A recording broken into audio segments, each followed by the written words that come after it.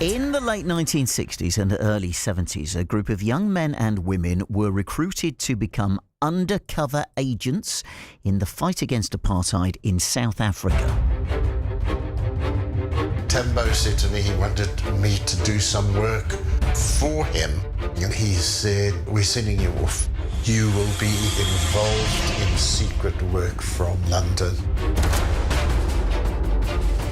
Oliver Tambo hit on this idea of looking for white young people who could go secretly as tourists to carry out the missions. It was my first time on a plane. Just finished my apprenticeship. I'd worked in the rag trade. In the false bottom suitcases, there were explosives and there were these subversive leaflets. If you get caught, you're in deep trouble. They're going to drag you off and you'll be interrogated by the South African Gestapo. Going through those customs was terrifying. You're thinking, well, I better not get caught then. You know, that's what you're thinking, isn't it? Well, those recruits risked everything and not everyone made it home. One of them was Ken Keable, who now lives here in Somerset. And Ken wrote a book about his experiences. It was called London Recruits, The Secret War Against Apartheid, that has now been made into a film called London Recruits. Recently premiered at the Johannesburg Film Festival, where it was voted Best Documentary, and there was a special showing of it in Yeovil yesterday, and Ken was there. Ken is with us. Morning. Good morning. Or afternoon, rather. Listen, thank you so much for coming on. Please.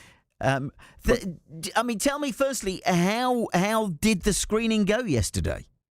Well, I was very pleased because there were about 70 people in the audience, more than I expected, and they were all very, very moved by the film and loved it. And we had a discussion after the film, and with questions and answers and so on, and everybody full of praise for it, and they're very emotionally moved by it, I think, because it has got an emotional kick to it. Oh, and sure. of course, the thing is, it's all true. You see, it's real people. It really happened. Well, I mean, let's start at the beginning with you. How did you come to be recruited, and what did they tell you were being recruited for? Okay, well, said first of all, I was being recruited to go into South Africa. That's the thing there. Well, see, I was born in 1945 into a communist family in London, and so when I was about 14, I joined the youth wing of the Communist Party, the Young Communist League. That's how I came to be involved, because that organisation had been given the job of finding suitable people who had the commitment and the commitment, yes, to go into South Africa and to pull it off. And so when you were kind of approached or somebody found you, I mean, how did that work, and what did they tell you were going to be doing? Well, I was approached by the London secretary of the Young Communist League, who'd known me for a good few years. I was 23, and he said, "Are you prepared to do something illegal?" I was quite surprised by that question, but I said, "Yes, okay, maybe." And we had a very cautious conversation about it, and eventually he said, "We want you to go to South Africa and do a few things." I actually went on 2 undercover missions to South Africa. The first one was in 1968 when I smuggled 1,200 letters into the country addressed to the Indian community. If you've seen the Gandhi film, you'll know that there's a sizable Indian community in South Africa. And I did that successfully. I had to buy the stamps and stick them on the letters that I'd smuggled in a false bottom suitcase. So they all appear to come from inside the country. And the second mission was in 1970, when with my friend Pete Smith from Southampton, we went to Durban on the eastern coast, and we set up 2 things. We set up things called leaflet bombs. These are not anti-personnel weapons of any kind. They're devices for distributing leaflets without getting arrested. And we set up some of those. At the same time, we set up loudspeaker broadcasts in the street, and they were timed to go off at the same time as the leaflet bombs. we didn't know at the time that this was being done in 5 cities simultaneously. That it had that impact, and it hit the headlines in the country. What it said was the African National Congress, despite Mandela and the other leaders being in jail on Robben Island, despite all that, the African National Congress in exile is still going, it's still alive and kicking, and it makes an impact. It's there.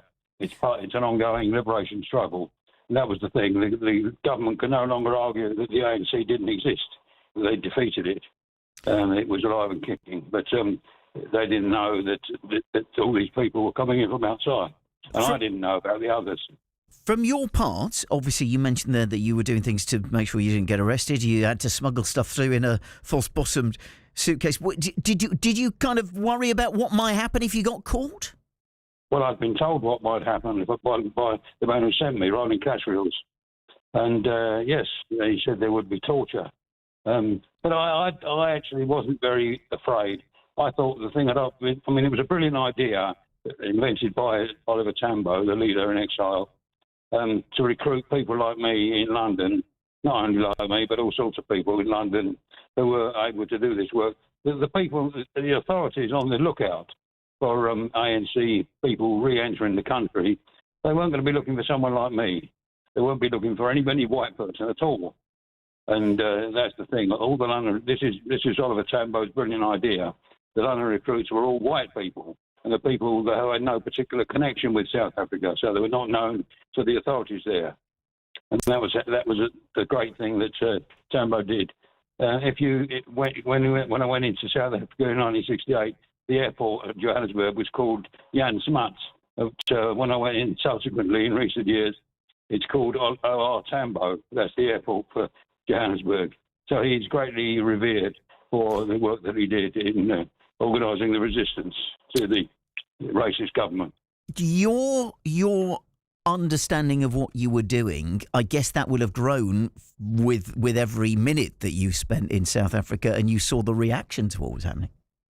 Absolutely, yes. The racist set up there was so hideous and so unjust. Yes, it partly had a part, I think, in ensuring that I would be a lifelong political campaigner and campaigner against racism in particular, because what I'd seen, the absolute horrible racist system of apartheid, as they call it, separateness, that it couldn't work, it couldn't last, and it was an evil thing, and it's just obvious, and just the way people behave towards each other.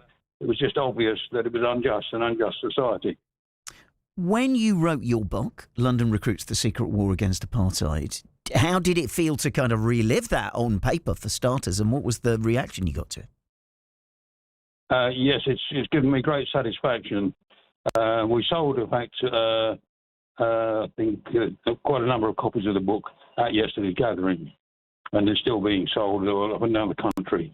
And the film is being shown in independent cinemas up and down the country at the moment in what we call a people's release. In other words, it's not done through the big cinema chains, but local initiatives to show the film up and down the country. The next showing is going to be in Cleveland, in fact, in the Curzon Cinema there. So that'll be something. And some of the London recruits, about 2 or 3 of them, will be at that showing as well. And how is that for you? Like we say, you were there in Yeovil yesterday. Did people ask you any questions that sort of caught you off guard with the Q&A?